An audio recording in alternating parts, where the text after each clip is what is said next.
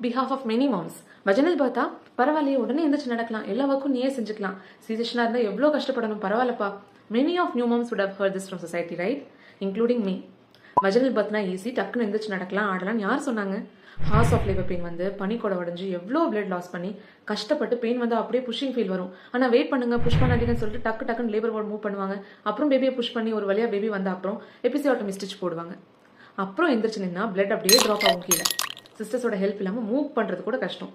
And அந்த stitch தானாக heel ஆகிற வரைக்கும் சரியாக நடக்க முடியாது, பாத்ரூம் யூஸ் பண்ண முடியாது, பயந்து போகணும்.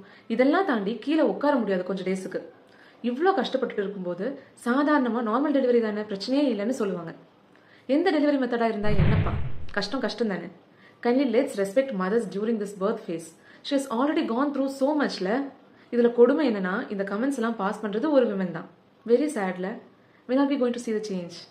Let's support